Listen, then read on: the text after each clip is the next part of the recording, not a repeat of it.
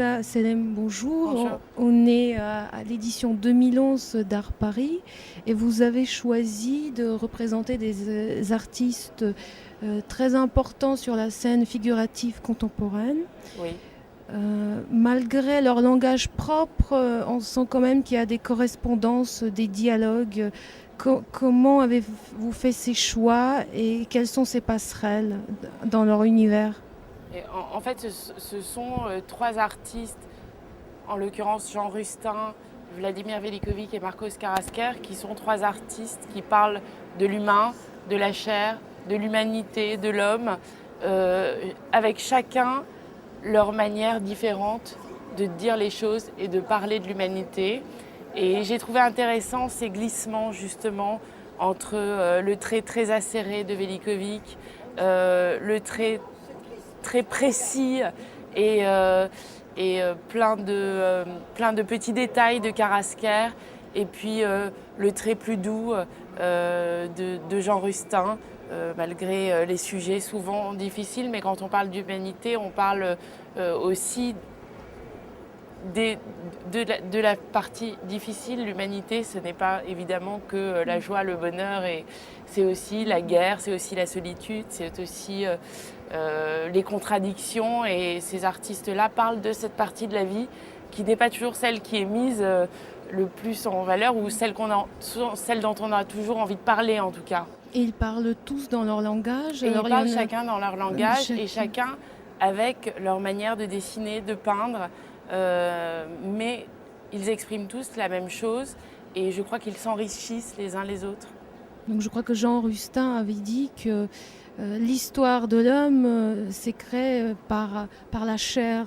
Donc la chair est quelque chose d'incontournable, à la fois dans la douleur, mais puis aussi dans les tourments humains. La chair, c'est évidemment ce qui est vivant, c'est ce qui nous fait tout ressentir. Quand on est mal, on a mal physiquement. Et la chair, c'est évidemment la première chose qui nous fait ressentir les choses. Et j'aime les personnages de Jean Rustin parce que ce sont des personnages qui portent toutes les blessures de la vie sur leur corps et qui vous regardent et qui sont statiques, qui ne racontent rien, qui vous montrent juste cette partie de la vie avec la solitude, avec les blessures et qui sont en attente. Et comme je suis très optimiste, je pense qu'ils sont en attente d'un meilleur. Et je crois qu'en plus, l'acte de créer est un acte d'espoir. Et ces artistes-là ne sont pas du tout, contrairement à ce qu'on pense, en tout cas je le crois, des artistes désespérés. Ce sont des artistes vivants puisqu'ils continuent à créer et ils mettent l'humanité sur un piédestal parce qu'ils ont passé leur vie à en parler. Donc selon vous, l'acte de peindre serait une manière de transcender la douleur, de rendre supportable l'insupportable, ou c'est simplement un témoignage, de montrer qu'on est encore vivant, bien sûr. L'acte de création est un acte de vie. Et effectivement, ça permet de supporter, ça permet de dépasser, de transcender.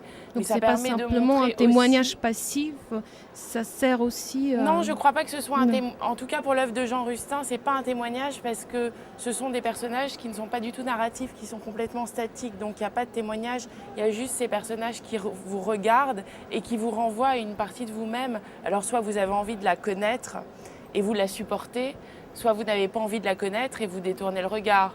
Mais je crois qu'une fois qu'on l'a accepté, on vit mieux avec. Quant à Velikovic, alors là, c'est une autre manière de parler de l'humanité. C'est la guerre, notamment la mémoire. Il parle de la guerre de 40, qu'il a connue, il parle de la guerre dans les Balkans.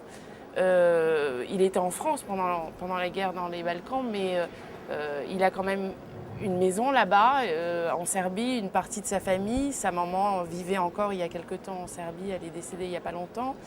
Et il a été profondément touché dans sa chair, là aussi.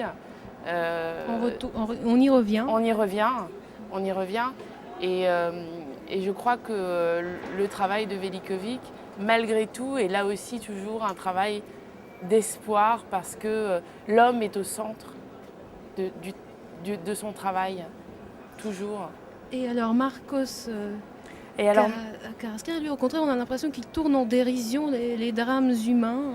oui, alors Avec Marcos à la Carrascal fois est innocence et puis... oui. voilà, c'est un artiste plus jeune qui a 51 ans, qui est à la fois dessinateur, très bon dessinateur et peintre. Il est d'origine catalane, espagnole. Il a vécu son enfance en Hollande et puis il a vécu aux États-Unis et on sent toutes ses influences évidemment dans son travail. C'est un artiste qui a à la fois une partie de son travail qui est très classique. Dans les dessins, on pense à Dürer, à Jérôme Bosch, à tous les anciens grands dessinateurs et graveurs qu'on a pu voir pendant longtemps. Et puis en même temps avec un côté très contemporain dans certains traitements, dans certaines images.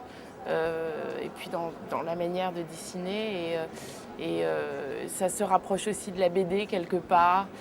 C'est un univers très riche avec une infinité de détails, de choses qu'on ne voit pas tout de suite et de choses qui se cachent, qu'on découvre. Et puis là aussi, l'homme est au centre de tout puisque ça parle effectivement de dérision, il y a des choses qui sont un peu grotesques, avec de l'humour, mais en même temps, là aussi, le dessin qui est derrière vous, par exemple, s'appelle « Idéal ». Et la phrase au-dessus, « Pourquoi es-tu toujours aussi pessimiste ?» Il y a quand même toujours des ambiguïtés entre le positif, le négatif, et puis on revient à l'espoir toujours. Chez ces artistes-là, je pense, moi, que ce sont finalement des grands optimistes. Mais peut-être que je m'avance un petit peu. Eh bien, Samantha Salem, merci beaucoup. Je vous remercie.